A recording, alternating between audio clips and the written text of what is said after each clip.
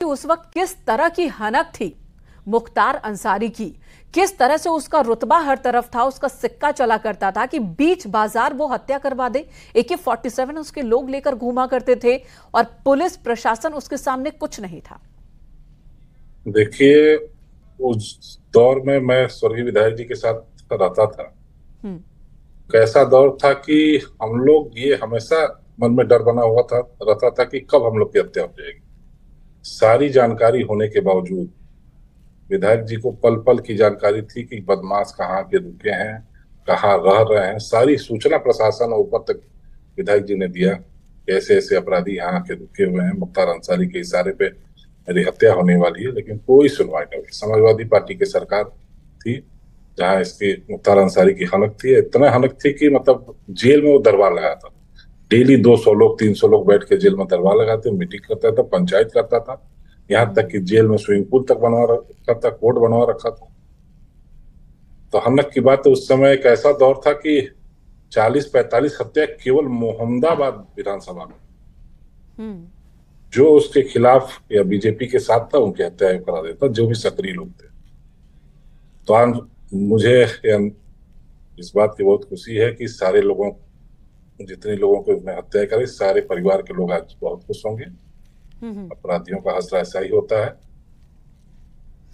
बिल्कुल। और आनंद राय जी, देखिए जरा कि एक तरफ मुख्तार अंसारी जो कि जेल में उसको अटैक आता है, अस्पताल में उसकी मौत हो गई, दूसरी तरफ उसका एक बेटा अब्बास अंसारी जो विधायक तो है लेकिन वो भी जेल में है और वो पैरोल की याचिका तैयार कर रहा है ताकि वो पिता के जनाजे में शामिल हो सके।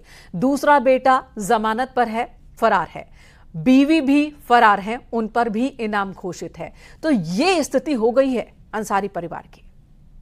देखिए, शुरू से तो अपराधी रहे हैं, लेकिन राजनीति में आके उनके एक बड़े भाई हैं अफजाल अंसारी, उनकी बस यही कार्रवाई थी कि जब लगातार विधायक रहे हैं मोहम्मदाबाद से, और विधानसभा में जाके केवल मुख्तार अंसारी की पैरवी करते थे कि मुख्तार अंसारी को बचा लिया जाए। जब भी विषम परिस्थितियां होती थी तब इनकी ऐसा कार्य करते थे। और रही इनके बच्चों की बात, तो बच्चे भी अपने बाप के नक्शे कदम पे हैं। उनको भी बदमाश बनने का शौक है। इसी दौरान उनके ऊपर भी काफी मुकदमे हैं, जेल में है, कोई जमानत पे, यहाँ तक कि पत्नी भी उनकी फरार है।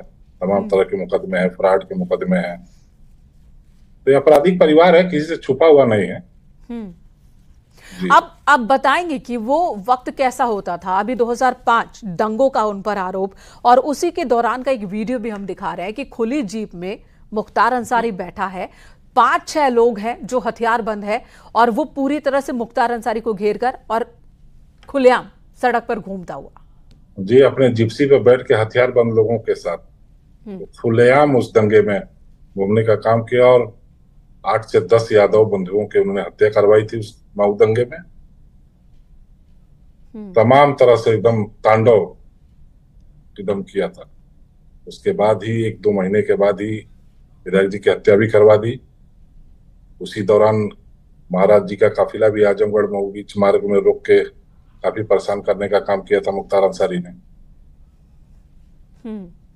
तो शुद्ध रूप से अपराधी था, इसमें कोई दो राय नहीं है। अपने रसूख पे, सरकार के बल पे लोगों से धन वसूली, हत्या, अपहरण, यही कार्य था। आनंद जी, जरा आप खुलकर बताइए कि मऊ में, गाजीपुर में, इन सभी जगहों पर किस तरह से उसका आतंक था। वो अपराध को अंजाम कैसे देता था? क्या खुद शामिल होता था, गुर्गों को शामिल करवाता था? और सब कुछ साफ साफ दिखते हुए भी कोई पॉलिटिकल पार्टी उस पर एक्शन क्यों नहीं लेने देती थी? जरा खुलकर बताएं। ये इसलिए भी जानना जरूरी है कि आज मिसाल एक तरह से मुख्तार अंसारी उन लोगों के लिए जो अपराध के रास्ते अपना नाम बनाना चाहते हैं, जो पॉलिटिकल पावर गेन करना चाहते हैं, उसके लिए भी, उन लोगों के लिए भी मुख्तार अंसारी एक मिसाल है कि ऐसा ना करें। देखिए, जहां तक बात है, ये ऐसे जहां से आते थे कि सपा बसपा, या कभी सपा में कभी बसपा में, मतलब जो सत्ता वाले के पिछले सरकारों का ये हाल रहा है कि कभी सपा रही है, कभी बसपा रही है। तो अपना राजनीतिक वसूख गुंडई के बल पे कभी सपा में रहे, कभी बसपा में रहे।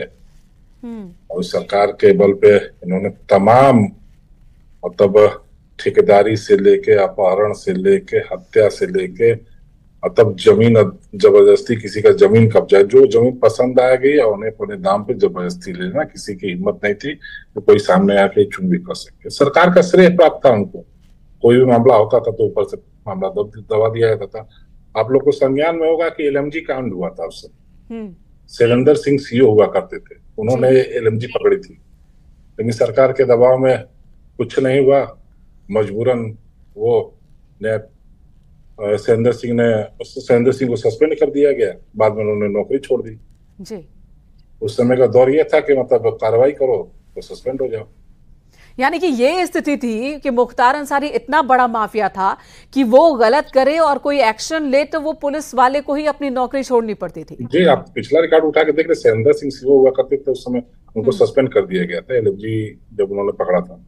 आखिर एलएमजी सेना के पास होती है, ऐसे अपराधियों के पास एलएमजी होना, वो सारी तैयारी स्वर्गीय विधायक कृष्णानंद राय जी की हत्या के लिए कर रहा, सारा इनपुट विधायक जी को मिलता था कि ये हथियार यहाँ आ गया, ये आ गया, सारी मतलब, लेकिन तमाम चिट्ठियां दी गई ऊपर समाजवादी पार्टी की सरकार में जितने अधिकारी थे, मुख्यमंत्री थे, सबको सूचना दी गई कि मेरी हत्या होगी, ये होगी, लेकिन कोई कार्रवाई नहीं हुई। अंततः विधायक जी समेत 6 लोगों की हत्या कर दी गई।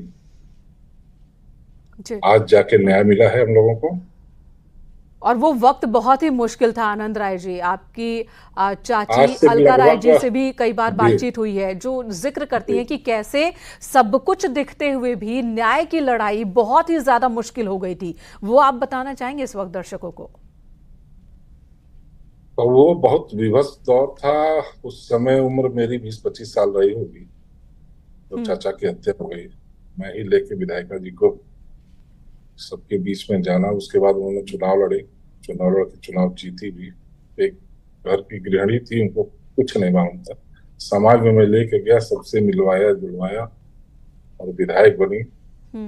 दोबारा 2017 में विधायक, तब किसी तरह हम संभलते संभलते आज संभल पाए। 20 साल का यह दौर कैसे मेरे परिवार ने काटा, ये हमें लोग जानते हैं, जिसके साथ ये घटना होती है यही जानता है। अब इनके परिवार को अब एहसास होगा कि अपना कोई जाता है तो कैसा एहसास होता है। वाराणसी में आपकी फैमिली रहती है और बनारस में भी रंगदारी, फिरौती, ये सारा गोरख धंधा मुख्तार अंसारी और उसका पूरा नेटवर्क कर रहा था IS 191। कैसे वहां पर वो करता था, कुछ बता पाएंगे?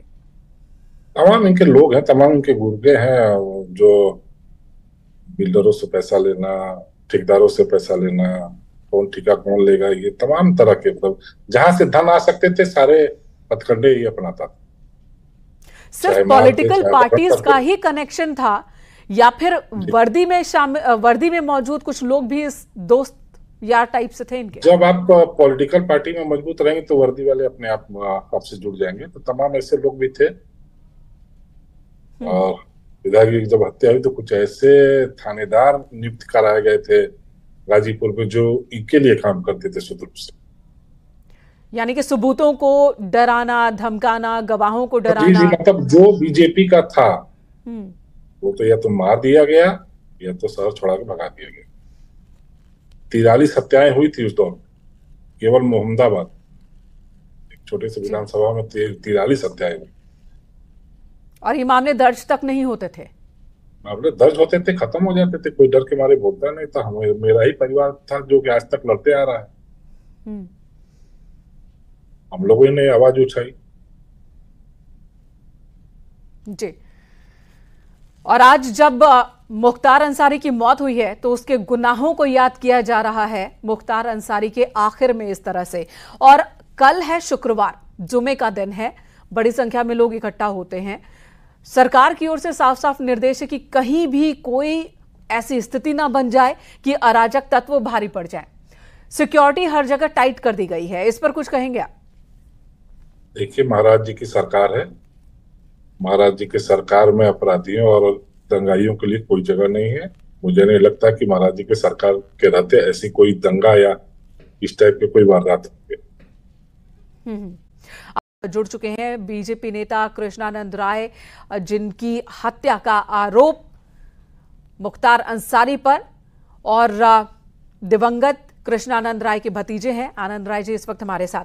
आनंद राय जी, मुख्तार अंसारी नहीं है, खत्म हो गया। हालांकि कोई भी शख्स जिसकी मौत होती है, जाहिर सी बात है संवेदना परिवार के साथ जुड़ती है, लेकिन मुख्तार के कारनामों और अपराधों की फहरिस्त इतनी लंबी है और इतने संगीन संगीन अपराध उसने किए। कई घरों को तबाह कर दिया, कई लोगों की जान ली, कई गोद सूने कर दिए, कई मांग के सिंदूर को उजाड़ दिया, कि संवेदना उसके साथ जुड़ती नहीं दिख रही आखिरी वक्त में भी।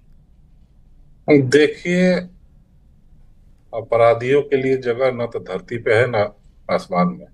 तो अपराधियों के लिए कोई भी संवेदना नहीं जुड़ती है। पहली बात तो आप लोगों के टीवी के चैनल के माध्यम से मैंने देखा कि मुख्तार अंसारी को आज कार्डियक अटैक से इनकी मृत्यु हो गई है।